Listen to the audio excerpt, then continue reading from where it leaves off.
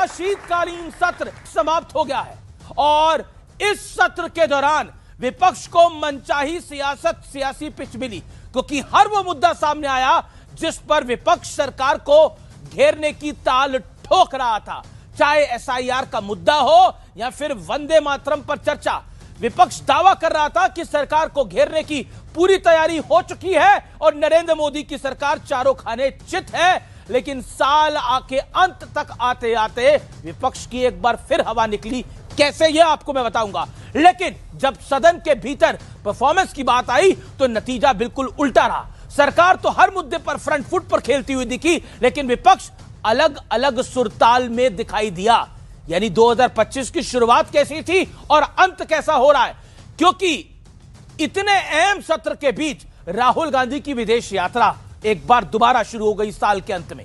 इतना ही नहीं, संसद के इतिहास में पहली बार विपक्ष के एक सांसद पर सदन के भीतर ई सिगरेट पीने के आरोप लगे और वीडियो भी सामने आया। और कांग्रेस की भारी फजीयत तो तब हुई जब शरद गुट की सांसद सुप्रिया सुले ने भरे सदन में कहा कि ईवीएम से मैंने 4 बार चुनाव जीता है, तो फिर मैं इस पर सवाल कैसे उठा सकती हूं। यानी वोट चोरी कहां से हो सकती है। यानी कुल मिलाकर विपक्ष की तो फजीयत हुई, साथ ही इंडिया गठबंधन की एकता की भी पोल पट्टी खुल गई है। ममता बनर्जी ने बोर्ड लगा दिया है कि इंडिया गठबंधन की बंगाल में कोई एंट्री नहीं है, यानी कांग्रेस के साथ कोई अलायंस नहीं है। अब सवाल यही है कि वाकई विपक्ष गंभीर नहीं है जैसा कि बीजेपी आरोप लगा रही है, और आज इसी मुद्दे पर जनता जनार्दन के बीच होगी देश की सबसे बड़ी पॉलिटिकल बहस देश के नंबर 1 शो में।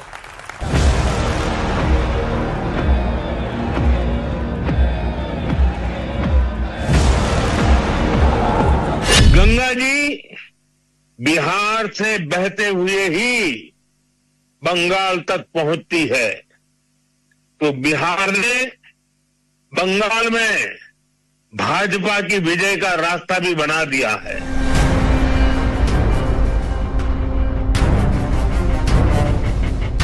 संसद का सत्र खत्म होते ही सियासत का राउंड 2 शुरू हो चुका है और बीजेपी विपक्ष को पटकनी देने की ताल ठोक रही है।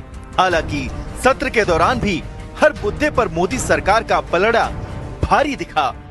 मैं तो बात कर रहा था घुसपैठियों को देश के बाहर निकालने की। अब ये तो देखिए साहब, ये घुसपैठियों को लिए बात है। वंदे मातरम, वोट चोरी, ये तमाम मुद्दे वो थे जिन पर विपक्ष ने खूब ताकत लगाई थी, लेकिन एक के बाद एक घटनाओं ने विपक्ष के दांव को हल्का कर दिया। सत्र के बीच राहुल गांधी विदेश चले गए। सुप्रिया सुले ने कहा कि ईवीएम कोई मुद्दा नहीं है और उमर अब्दुल्ला ने तो वोट चोरी वाले मुद्दे को खारिज ही कर दिया। इस बीच टीएमसी सांसद कीर्ति आजाद पर सदन के बीच ई सिगरेट पीने का आरोप लगा और सत्र के अंतिम दिन तो आप सांसद संजय सिंह पर प्रभु श्री राम के अपमान का आरोप भी लग गया। भगवान श्री राम आपको जरूर श्राप दे रहे होंगे मान्यवर। राम के नाम में चरित्र होना चाहिए, वरना तो हराम में भी राम लिखा हुआ है। अब सवाल है कि क्या विपक्ष अपनी सियासत को लेकर गंभीर नहीं है?